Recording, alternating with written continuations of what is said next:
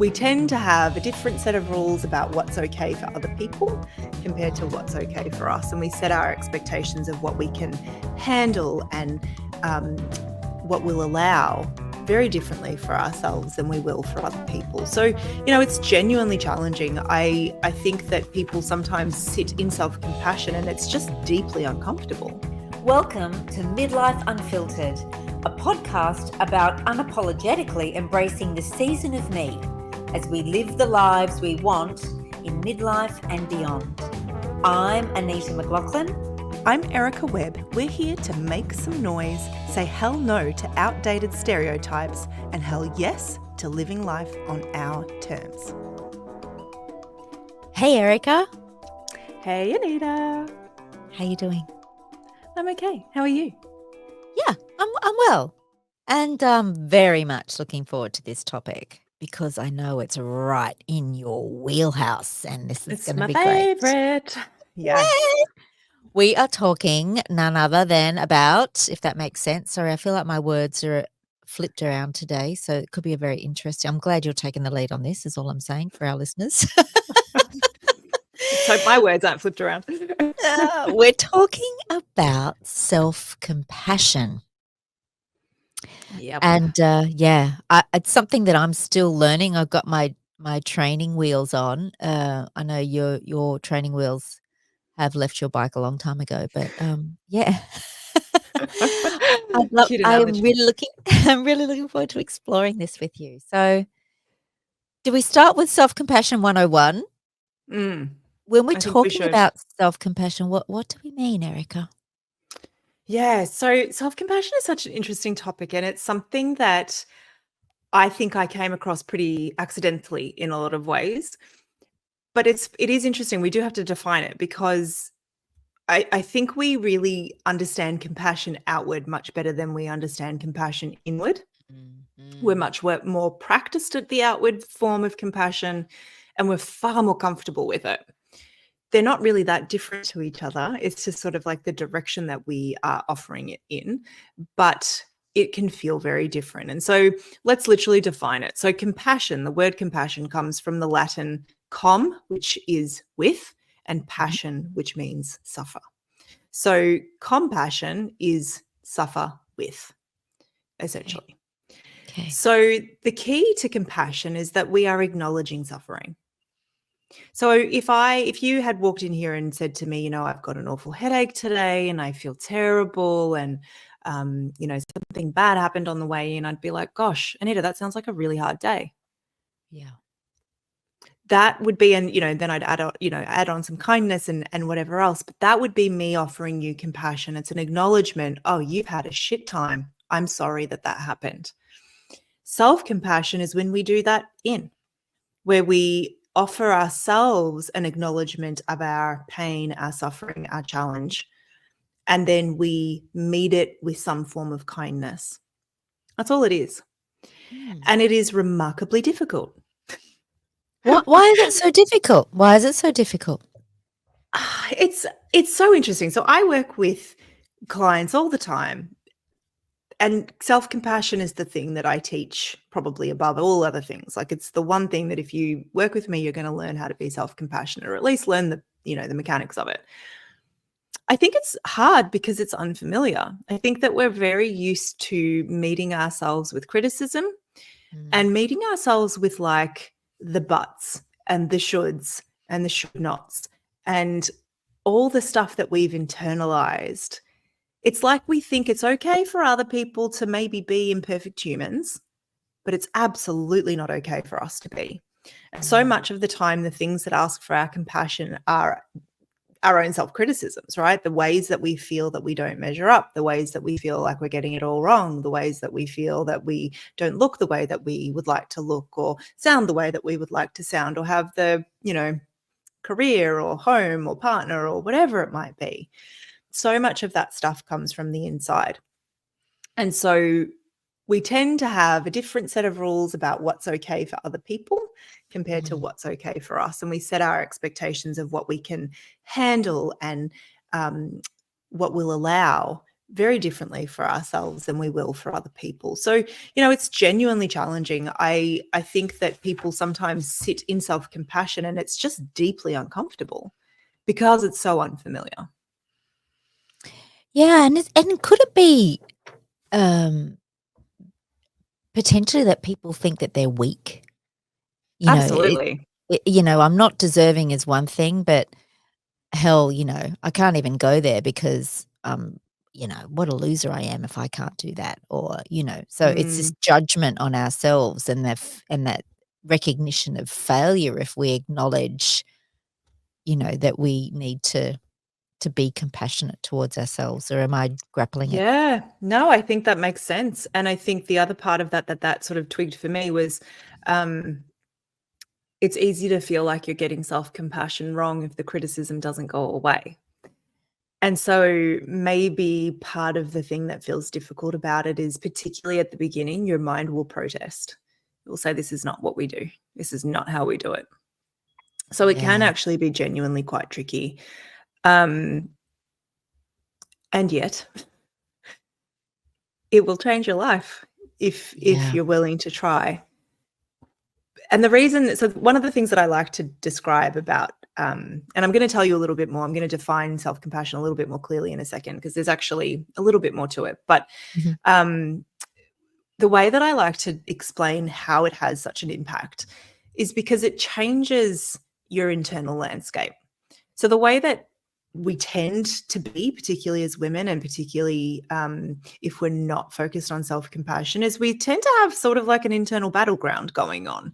You know, there's this sense that when we come in to our internal thoughts, there's the judgment, there's the criticism, there's all the, measuring sticks that we're using to see how we compare to the world. And we might not be doing that in a way that we think is particularly damaging, but it creates an internal environment that's, it's not necessarily peaceful, it's not necessarily loving, it's kind of critical and a little harsh.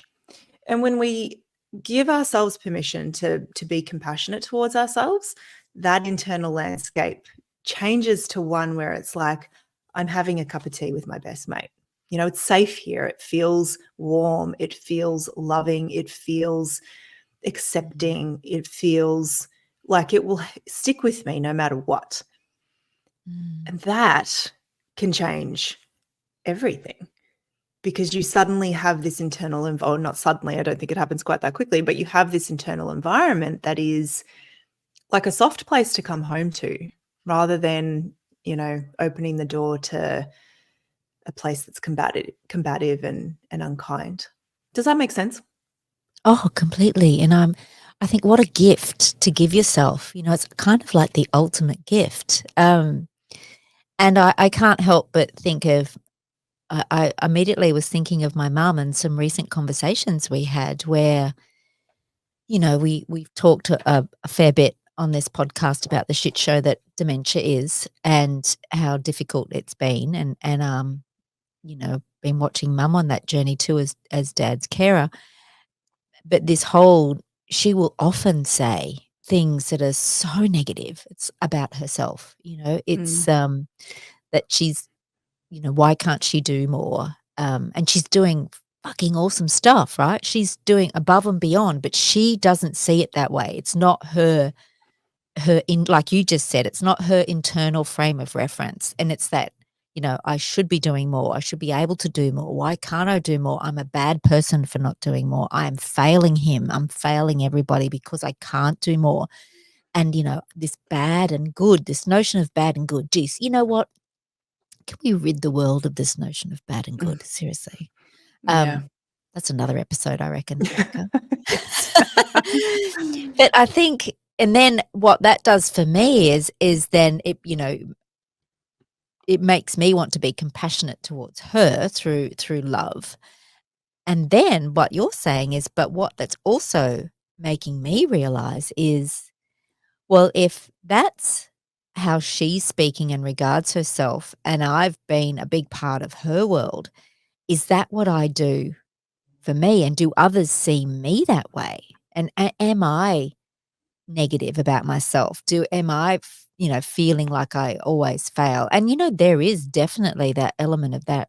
Absolutely. I'm not blaming my mother. It's just an observation of, yeah, I guess it's an awareness in seeing it in someone else that you love so closely.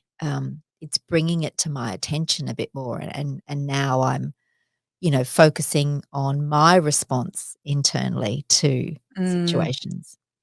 I think you'll find that if you put 100 people in the room and you organize them based on how self-compassionate they were by default, most of the people would not fall into the self-compassionate category. It's not what we're taught. No, So it's not how we're it's raised. Yeah. and it's not how our parents were raised, and it's not how their No. parents were raised. It's very much against the culture to do that. We tend to motivate ourselves through criticism, and that plays a big part in this, I think. So I sort of said I was going to define this a little bit further, and I really like Kristen Neff's definition of self-compassion. So Kristen Neff is a psychology researcher or a human behavior researcher who focuses primarily on self-compassion. She's written several books. She's really the godmother of the self-compassion world. And she defines self-compassion as having 3 parts. And I find this really useful when I'm thinking about how do I be compassionate and how do I, support other people to be compassionate. It's kind of like hitting these three sections. The first part's mindfulness. And mindfulness could be exchanged for a number of words, including acknowledgement and awareness, right? So the mindfulness part of self-compassion says, here's what I'm experiencing. There's no buts, there's no shoulds. It's just, here's what I'm experiencing. So in an example of, feeling like we're not doing enough, I feel like I never do enough. Yeah. And it feels awful, right? Like it feels awful that I feel like I never do enough. The second part of self-compassion is an acknowledgement and recognition of common humanity. And that's kind of a couple of things. So the first way that you can think about that is that I am a human amongst humans, and I won't be alone in my suffering, right? Humans feel like this. Other humans feel the way that I do. Other humans feel like they don't measure up. But also, inherent in being human is imperfection. And so I cannot expect myself to be perfect, because that is not what being human is. And so it's kind of like recognizing our inherent, imperfection and our shared humanity, the fact that none of us are, and we all struggle, right? It's this, that if you think of the definition of compassion being to suffer with, Yes. We're kind of all in it together. Mm. And then the third part is kindness. And that is really where we meet it with kindness, which is exactly what you were saying you do with your mother, right? You're offering her your compassion. You're probably saying kind things like, oh my gosh, Mum, you do more than enough. You're here and you're there and you're doing this and you're doing that. And the kindness piece can be what we say, to ourselves or to someone else. And it can be what we choose to do. So in that example, that same example, it would be, here's the truth. I feel like I never do enough, and I'm suffering because I believe that, right? Other people are suffering in a similar way because we're all flawed humans. We often can't do as much as we would like to do. I'm not actually alone in my suffering. What would kindness look like in this moment? What could I say to myself that is kind, that reminds me of, the fact that I do a lot? And what could I do that would show me kindness? Maybe it's reaching out to a friend who will say those kind things to you. Perhaps it's making a cup of tea. Perhaps it's, going for a walk. But oftentimes it's literally just the things that we choose to say. And they're the 3 elements, at least in Kristen's definition. There's other definitions out there as well, but that's a really lovely framework to work with, because it just kind of lets you go, oh yep, here's what's happening. I am human. What can I do that's kind? What can I say that's kind? And that, to me, simplifies a process that can feel quite complicated. Yeah. And what springs to mind thank you for that, breaking that down. What can I do that's kind is, maybe it's, I'm doing the best that I can right now, and that is enough. Mhm. And you could view that and go, I'm just letting myself off the chain because, I'm not always doing enough. But maybe it's the breath.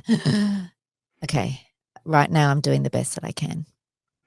Yeah, and it's interesting, how quickly we will leap to the but in that process. Mm. Sometimes when I work with people, I say, like, if you're comfortable, let's talk it out loud. Let's do this out loud. And sometimes the things that we want to say are like, I'm doing my best, but I could do better.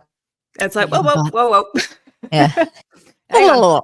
We Play need that to back back that up a backwards. little bit. Yeah. Or I should be able to, or if I just, and that's not like the compassion No. has stopped then, Yeah. that's Yeah. the other stuff, the stuff that says, I should be able to do more. And I think that this is where sometimes it's like that mindfulness piece.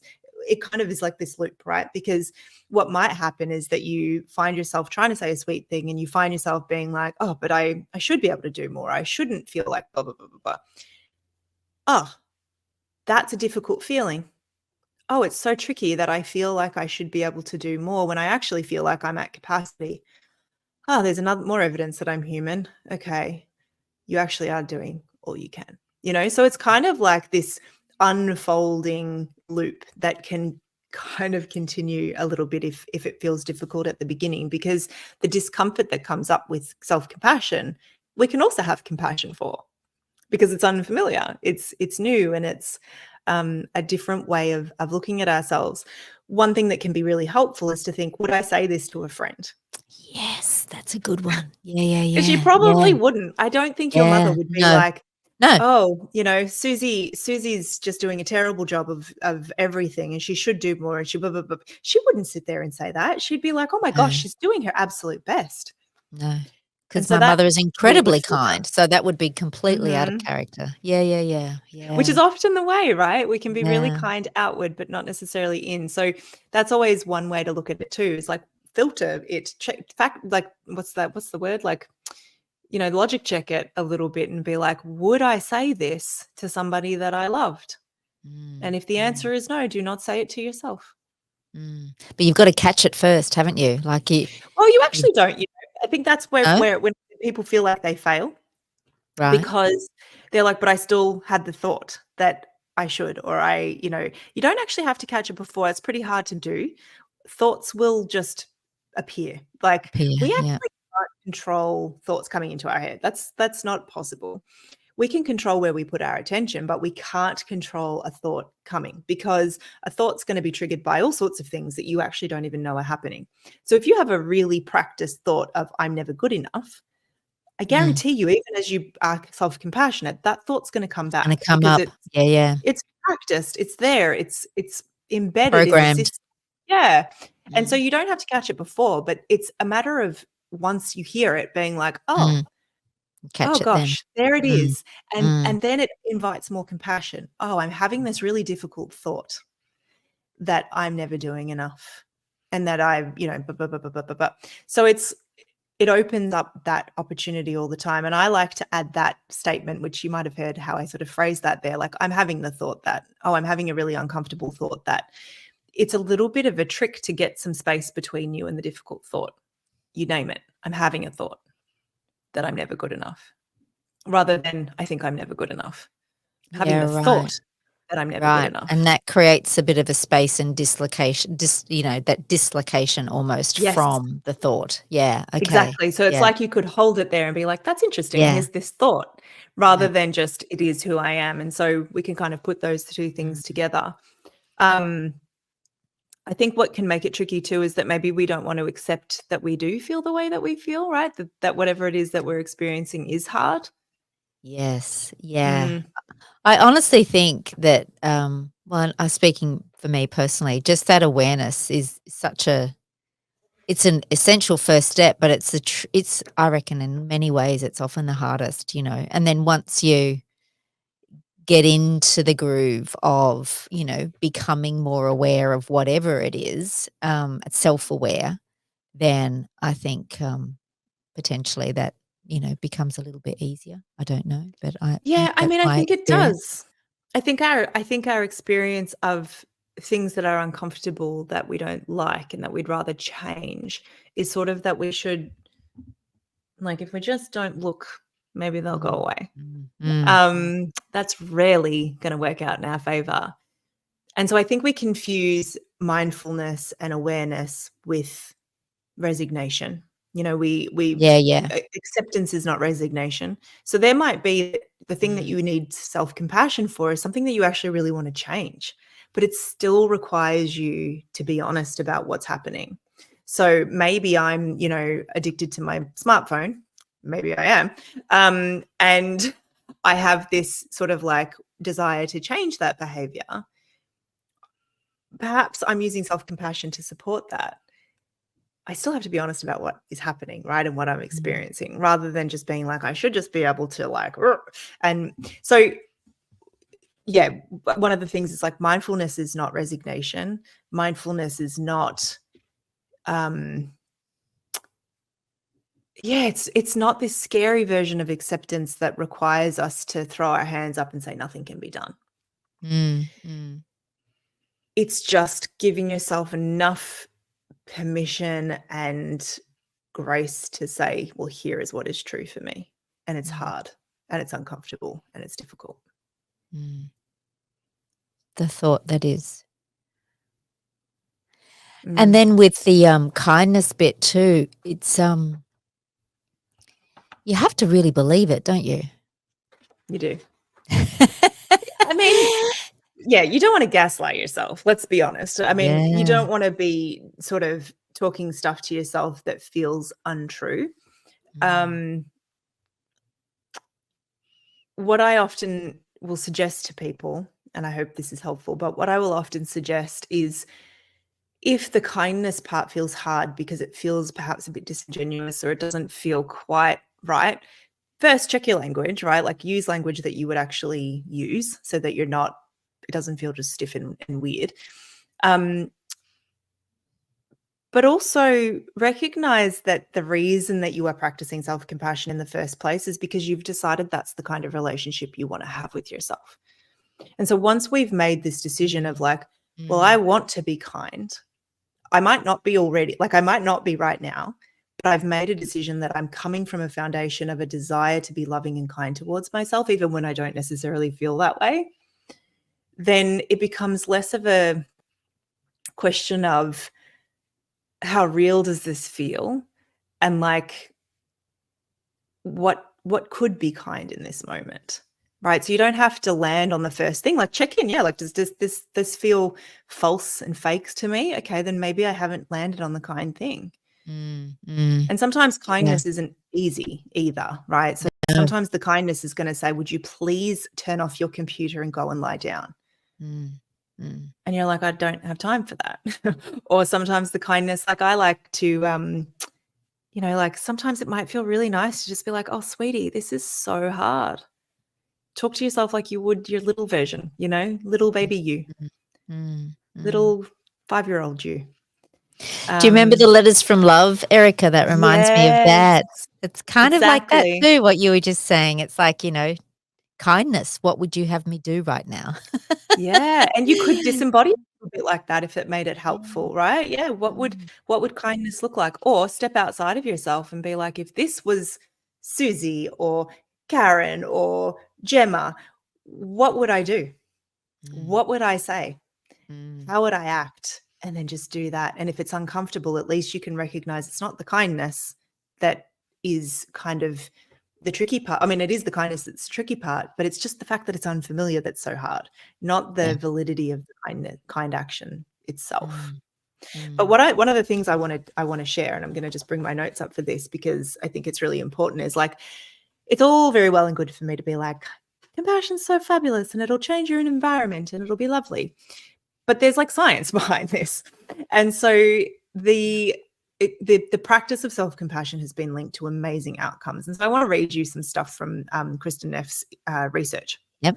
So it's been linked with higher levels of self-compassion when they do their studies. Higher levels of self-compassion has been linked with increased feelings of happiness, optimism, curiosity, and connectedness, as well as decreased anxiety, depression, rumination, and fear of failure. So there's some pretty cool things to be going after. And there's this quote that I actually really want to just like read in full. So in this one of Kristen Neff's research papers, and maybe I'll link this in the show notes. Yep. She writes, because self-compassionate individuals do not berate themselves when they fail, they are more able to admit mistakes, modify unproductive behaviors, and take on new challenges. It's just like, that's the end of the quote, end quote. But there's this sense that there's more motivation to learn and grow. And I've also seen other studies that talk about the positive impact on health-related behaviors, and all sorts of things. So like, it is real. It has an effect on our actual systems. It can help to release oxytocin into the bloodstream, which is that feel-good hormone that we get when we hug other people, or hold a baby and things like that. There's just so many good reasons to try it. To practice it. Yeah. And that oxytocin release is a massive one. You know, I've just been, as a bit of a side note, I was just reading, I'm diving into the work of Dr. Mindy Peltz for quite a few things. And she talks about this. She's got the hormonal hierarchy, and oxytocin is the queen. You know, if we can get oxytocin flowing and there, then the flow-on effects from oxytocin are influencing cortisol and, you know, other hormones. It flows on through, and believe it or not, but estrogen and, you know, progesterone are further down the tree. But yeah, so that just reminded me That's of so that. interesting. Yeah. I So remember oxytocin. reading, and I'd be curious to see what exact studies they've done on this, but I know that there was, if not a causal link found, the leap was made for sure, that because the feeling that self-compassion can evoke is very similar to the feeling that compassion evokes. And so we know that when we hug someone, it releases oxytocin if it's a loving kind of exchange.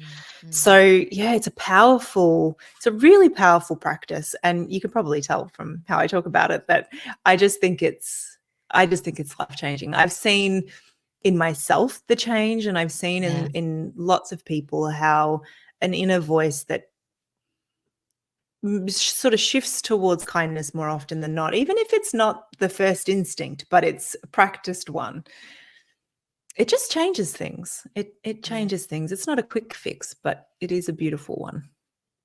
And what a time of life to practice it and to be familiar with it and to have it in your toolkit, because it's a tumultuous stage of life. And if we go through, I'm just thinking, you know, all the shit that you're going through, all the bits and pieces that we're all going through, it's like a, you know, a wave after a wave after a wave sometimes. And, you know, just come up for air and bang, there's something else that comes in and hits you at the back of the head.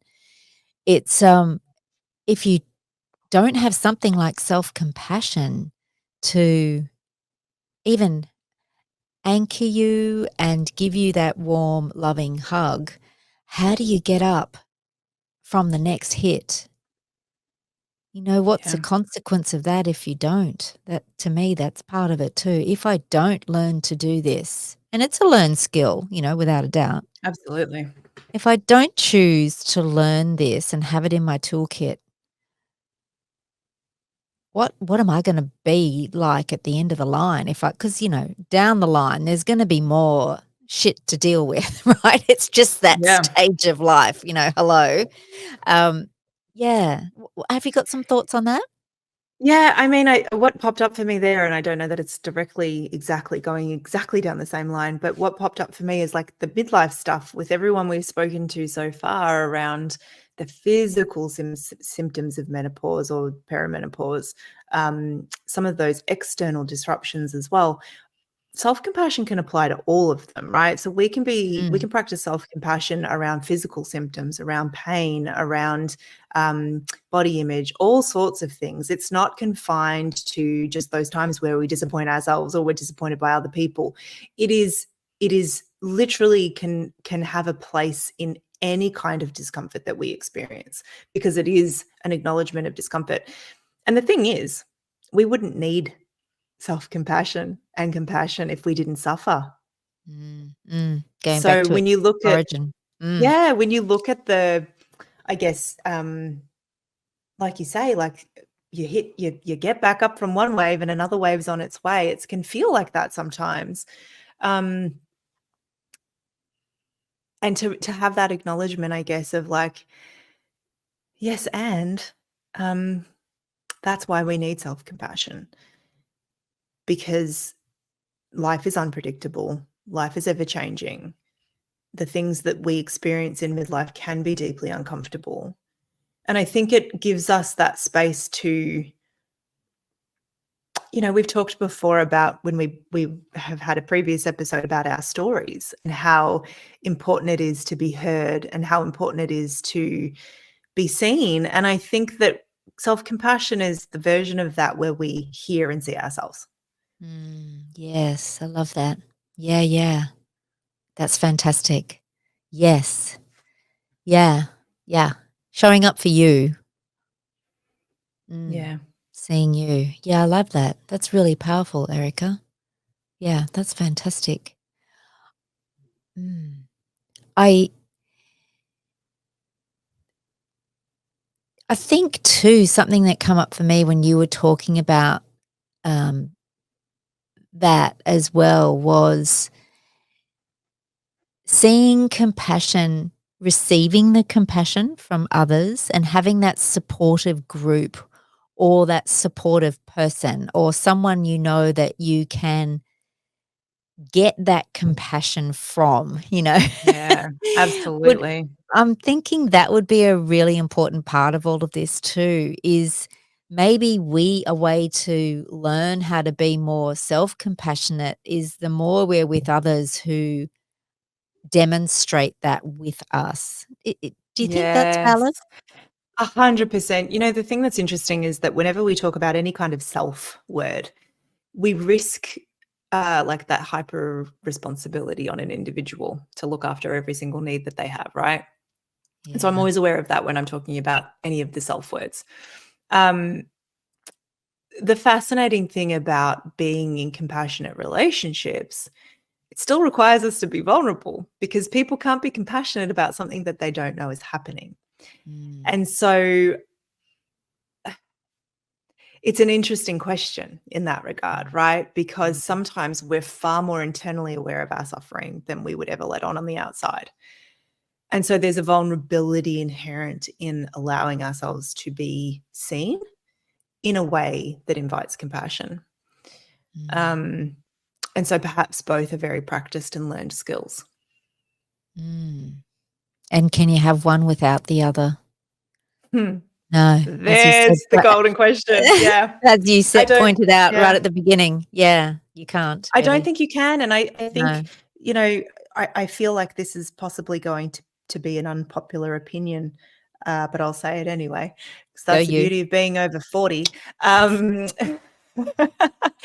I genuinely don't think that if I like, you sometimes hear this, like the level of compassion that you can offer yourself is really only equal to, no, the other way around. The level of compassion that you can offer out is really only equal to the level of compassion that you have on the inside.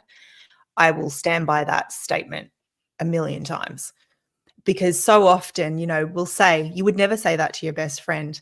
You might think it though, right? Like, I'm just going to say what's Oh, true. You might yes. think it, you would simply not say it out loud. So compassion also asks us to be very honest about our judgments, because I might actually think, you know what, Nita, you could do a lot more. Actually, I think you're being quite lazy, because our culture will say that we should all be working our tails off, right? And so I might actually have an internal opinion, but what you're going to hear on the outside is, oh, Anita, you're doing so much. Don't be silly. But really you're So, thinking the opposite and possibly thinking, well, I have to harmfully. work that hard. So why do you get off the, so and like I say, a little bit of an unpopular opinion, because I think we like to believe that we're far more compassionate than we are. I have an opinion that my capacity to be compassionate towards others is only as developed as it is because I'm truly willing to look at my own shit, and I'm truly willing to be like, this is fucking hard, and I am not finding this, I'm like, we have to be able to experience that internally to be able to see it in another person, because otherwise we're just stuck in our judgments and stuck a little bit in like what would be the nice thing to say. And kindness and niceness are not the same thing. God, no. Erica, that is a giant truth bomb, but a massive gem. And I think you are I believe you. I will back you 1000% on that. Thank you, my friend. Yeah, amen to you, sister. I think, thank you for, busting that myth. It's just true. It's that we might say it, but do we genuinely think it? And the more you're talking about self-compassion and compassion, I'm thinking it takes courage, but it's also that whole truth. It's the truth. It's authenticity. It's being genuine. And you can't have it unless you have those things. And even to what we were talking about earlier, when I asked with the kindness piece, you have to believe the kindness. It's kind of the belief is wrapped up in the truth and the authenticity, isn't it? That's a reflection of that as well. Yeah. Absolutely. And when you don't feel it, I mean, I'm sure that there's been times where someone's been kind to you and you're like, this doesn't feel completely authentic. Like, we do know the difference. What I will say now that I've, dropped that little bomb on the conversation around, what we have got to offer ourselves is really the limit to what we can offer out. If you want to practice this in the other direction, or either direction, actually, this will work either way. See what happens if you're no longer willing to use the words but and should when it comes to offering compassion to yourself, to anyone else. No Example? but, no should. Oh, Anita, I can see that you're really suffering because you're feeling like you never do enough, but you have done, this, and this, and you should feel fine. What we really want to avoid is telling anyone, including ourselves, how we should feel, and really just allow the feelings to be as they are and not to try to fix it. Self-compassion isn't a fixing tool. Guilty. Right? It's not a fixing tool. That's something else, right? The fixing is something else. The compassion is literally, I see you suffering and I'm here to be a human with and I'm you. here. Yeah.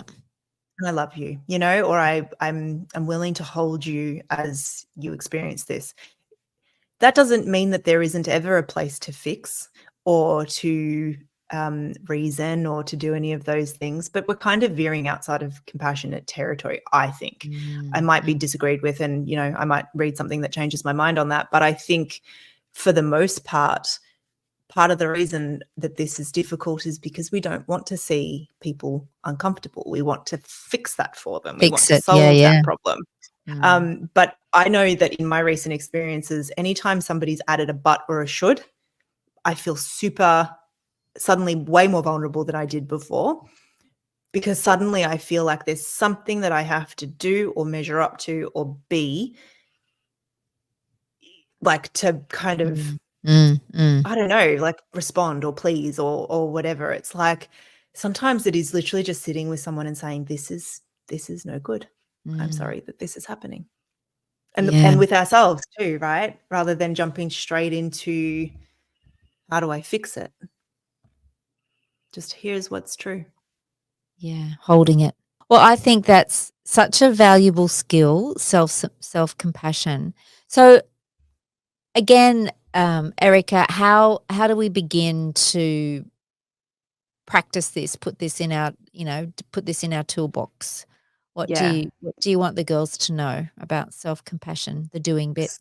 Yeah, so I would recommend doing what I just did. Get on the Googles, see what resonates, because I really, like I said, like Kristen Neff's definition. There's others out there. So Tara Brach, psychologist, is another person to look into. She has another definition and another framework I think hers is called the RAIN framework. So there's others out there. There's a lot of various sort of recorded self-compassion audios that you can find on places like Insight Timer and things like that. And I think, I weave it into everything that I do. So in my classes that I teach and things, I'm always weaving in this idea of self-compassion. And so just come back to that idea of mindfulness, awareness. What is happening? What am I experiencing? I am human. And so this is part of being human. I am not alone. What can I do that is kind? What can I say in response to that? And just practice. It's not something to perfect. This is not a place to get out those, picky pants, perfectionism stuff. Just try. It's like, how would I speak sweetly to myself, knowing that I'm suffering? What would I like to hear? If a friend was here, what would I like them to say to me? Yeah. Because there will be. What would I say to them? That's right. Switch it out and be like, what would I say to my bestie if they were feeling this way? What would I like to be reminded of?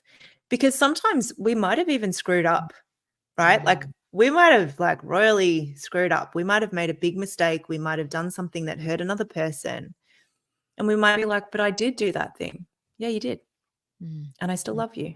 It's like, what do I need to hear? And so it's not about, I think one of the really important things to recognize is compassion isn't necessarily about making the discomfort go away. We won't always succeed at that. And so it's not a great goal to have because we can't guarantee it. All we can really do is say, how can I be loving, kind to myself in my suffering? Which we don't want to do because we don't want to suffer, but sometimes we will. It's almost a forgiveness as well. It's like, yeah, I forgive you. Yeah, sometimes. I forgive you for that. Sometimes it's like, I forgive you for that. Yeah. Yeah. Wonderful. And it's ever evolving, I've been practicing self-compassion for a lot of years and there's days where my husband's like, could you be a little nicer to yourself? Yeah. Other people remind me of it all the time. And so again, it's like, please don't think this is something that you have to perfect. Please don't think it means you're getting it wrong if you find it difficult. Shared humanity, common humanity, it's tough. It's tough. And we are swimming in a cultural soup that doesn't support that way of being with yourself. You're swimming against the tide. Yeah, absolutely. 100%. Yeah, I feel that too. And that's what came to mind as you were talking about that. Absolutely. And in a culture where just give me the quick fix and I'll move on, give me the pill, give me the glass of wine, give me the whatever and make it go away. And that's how I create my space.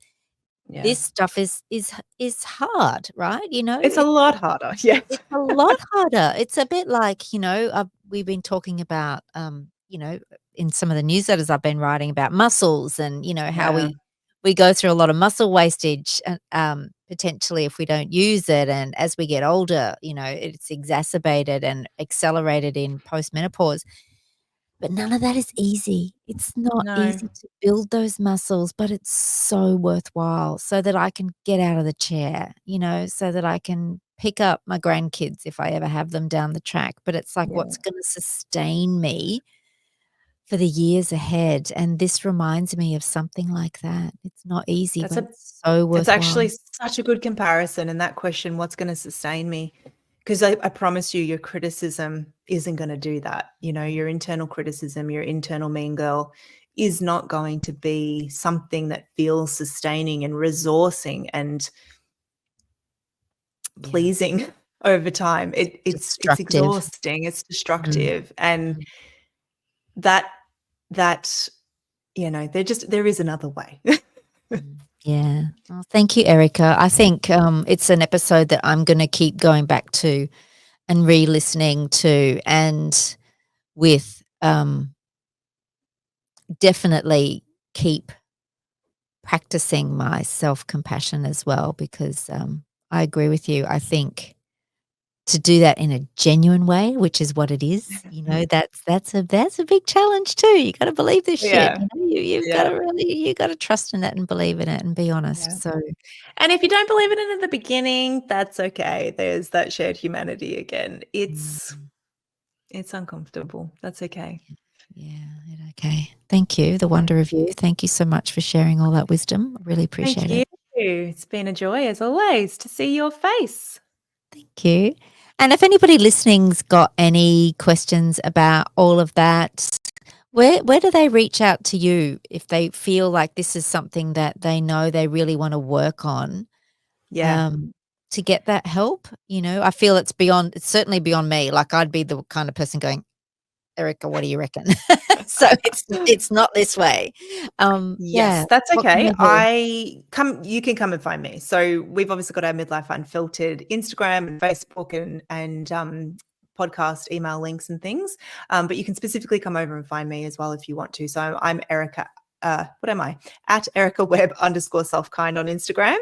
You'll find me under my name on Facebook as well. And I've got a website, ericawebb.com.au. So anything that I have to offer in that space will be available there. Beautiful. Thanks so much. Thank you, Anita. I'll see you soon. Thanks. Bye, everyone. Thanks for listening. Cheers. Bye. Thank you for joining us for Midlife Unfiltered. If you loved this episode, you're going to love what's coming next. Be sure you're subscribed on your platform of choice so you don't miss a thing. We'd also be delighted, and for sure do a little happy dance, if you took the time to leave us a rating and review. Those not only absolutely make our day, but more importantly, it helps other women who may be wanting something more from their midlife to know about us and to listen in as well. You can connect with us on socials too. You'll find links to connect on LinkedIn, Instagram, and email in the show notes.